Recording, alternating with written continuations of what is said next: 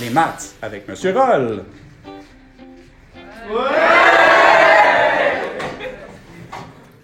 Bonjour, nous allons voir la troisième conique, c'est-à-dire l'hyperbole. Petit rappel, une hyperbole, ça ressemble donc à la coupe des cônes ici par un plan qui est placé de cette manière-là et qui donne la forme que vous voyez, si on veut, sur le orange présentement. Donc la courbe, la coupe des deux, l'emplacement où ça se touche, ça donne une hyperbole. Donc ça ressemble un peu à deux paraboles, une en face de l'autre, à différence que l'hyperbole a des asymptotes dont on verra juste après. Comment? Premièrement, on va le définir que c'est le lieu géométrique de l'ensemble des points dont la différence positive des distances à deux points nommés foyer est constante. Donc, c'est un peu la même définition que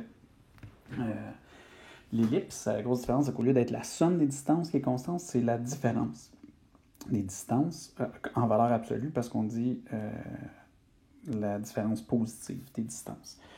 Donc, on va y aller avec des définitions qu'on a besoin de savoir pour cette conique-là. Donc, l'axe transversal, c'est l'axe qui passe par les deux sommets de l'hyperbole.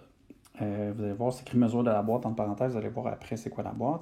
Donc, ça, c'est l'axe transversal. On a l'axe conjugué, et l'axe conjugué, lui, c'est l'axe qui est perpendiculaire à l'axe transversal, qui passe par le centre aussi. Nous, cette conique-là, comme les trois premières, en fait, comme les deux premières, c'est la troisième, va être centrée à l'origine aussi. Donc, le cercle, l'ellipse et l'hyperbole sont centrés à l'origine. Et même chose, j'ai écrit mesure de la boîte, on va voir pourquoi après. Les paramètres de l'hyperbole, le A, le B et le C restent les mêmes que pour l'ellipse. Fait que c'est la mesure du demi-axe horizontal, la mesure du demi-axe vertical, et C, c'est la distance du centre au foyer. Par contre, le dessin ne se ressemble pas et ces mesures-là vont se trouver un peu différentes. Donc, on a ici l'hyperbole horizontale. En fait, le dessin, il y a ceci de trop. Bon, là, ce qu'on voit là, c'est les asymptotes. Donc, c'est pas vraiment comme une double parabole, parce qu'une parabole, ça ne suit pas d'asymptote. On a les sommets qui sont à moins A de distance du centre et les foyers qui sont à C de distance du centre. On a dit que la définition, donc, pour tous les points de l'hyperbole, c'était que la différence des distances au foyer était toujours pareille. Donc, par exemple, ce point-là ici, si je prends la plus longue distance et que j'enlève la plus petite distance, ça va donner un nombre. Et si je le prends pour celui-là ici, ben, la plus longue distance moins la plus courte distance va me donner le même nombre. Donc, c'est bon partout. Ça pourrait être ici aussi, plus longue, moins plus courte.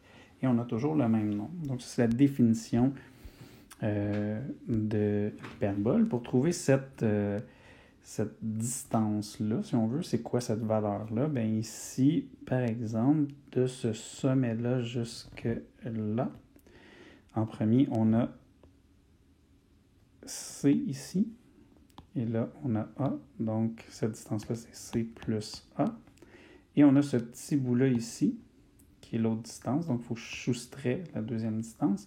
Et ce petit bout-là ici, c'est C moins A. Donc, c'est C moins A que je vais mettre en parenthèse. Je vais le calculer après. Donc, on a une valeur constante ici, qui est la différence des distances dans l'hyperbole. Bon, les éléments qui ne sont pas apparents dans l'hyperbole, contrairement à l'ellipse, c'est le paramètre B, on ne le voit pas.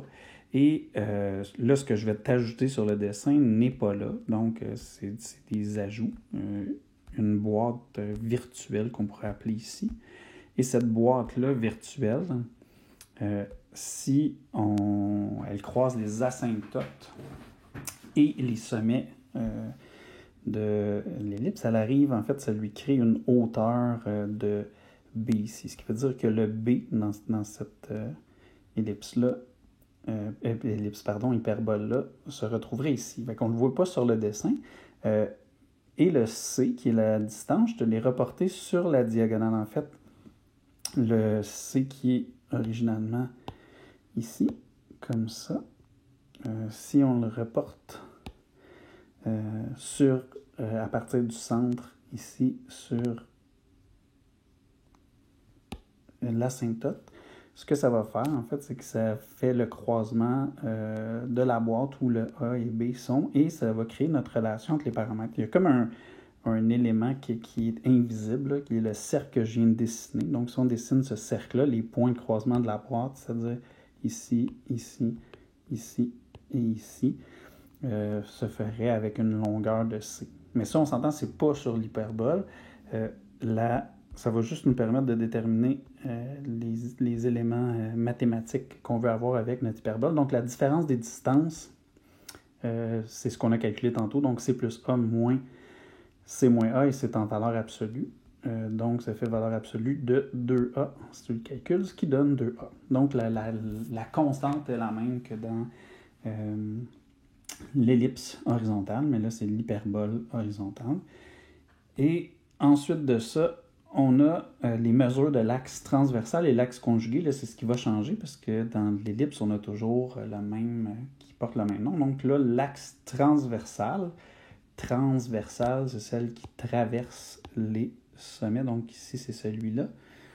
Et on a l'axe conjugué qui est celui qui est perpendiculaire. Donc présentement, l'axe transversal mesure, c'est de la boîte en passant, je l'ai dessiné long, là, c'est celle qui traverse les sommets, mais c'est comme ça ici, donc ça veut dire que c'est 2A.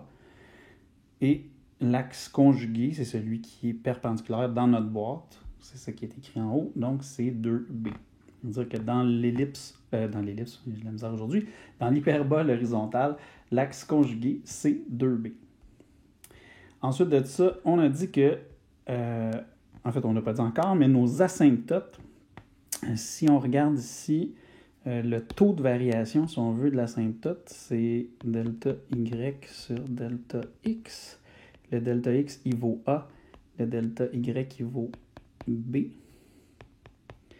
Et donc, celle qui est ici, c'est Y est égale à... celle qui est ici, c'est Y est égal à B sur AX. Et l'autre, de l'autre côté, ben, on a le même taux de variation, mais négatif. Donc, Y est égal à moins B sur AX, qui va être cette asymptote-là. Donc, les deux asymptotes qui sont ici sont les suivantes. J'enlève ceci. Ensuite de ça, on va avoir la relation entre nos paramètres. Relation entre nos paramètres, ici le plus long, en fait, avec le cercle que je t'ai dessiné, je te rappelle, ne fait pas partie de l'hyperbole ni la boîte, là, c'est pas vraiment présent. Le plus long des trois paramètres, c'est le C à la 2. Et ça aussi, c'est différent de l'ellipse. Donc, dans l'hyperbole, c'est A à la 2 plus B à la 2 est égal à C à la 2, qui est le plus grand des trois paramètres. Et l'équation, on ne fera pas la preuve non plus, c'est une preuve un peu complexe. Donc, l'équation de l'hyperbole, ça ressemble beaucoup à celle de l'ellipse, la différence qu'il y a une soustraction entre les deux éléments. Donc, au lieu d'être une addition, x à la 2 sur a à la 2 plus y à la 2 sur b à la 2, c'est une soustraction. Grosse différence, tu vas voir quand on va faire l'hyperbole verticale. Donc, dans l'hyperbole verticale, qui est située comme ça, elle se nomme verticale à cause des sommets et des foyers qui sont alignés verticalement. Ici, on a la différence des distances. Je ne referai pas la même preuve, c'est la même chose que tantôt, donc ça fait 2B. On a ensuite de ça l'axe transversal. Transversal, c'est la mesure de la boîte qui est ici qu'on ne voit pas. Je la ferai à peu près comme ça, présentement. Donc ici, ça mesure 2B, c'est l'axe transversal. Et ça veut dire que l'axe conjugué qui est perpendiculaire, qui est lui ici, ça va être 2A. Ma relation entre les paramètres et mes asymptotes vont rester exactement les mêmes. Donc, ça veut dire qu'il n'y a pas de changement entre la relation entre les paramètres et les asymptotes.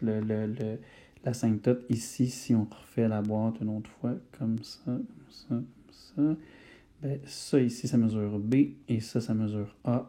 Donc, c'est encore le delta Y qui est le B et le delta X qui est le A.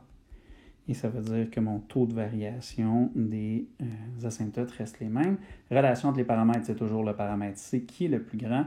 Et finalement, ce qui va changer, contrairement à l'ellipse, c'est l'équation de l'hyperbole. Quand elle est verticale, on a un moins 1 ici.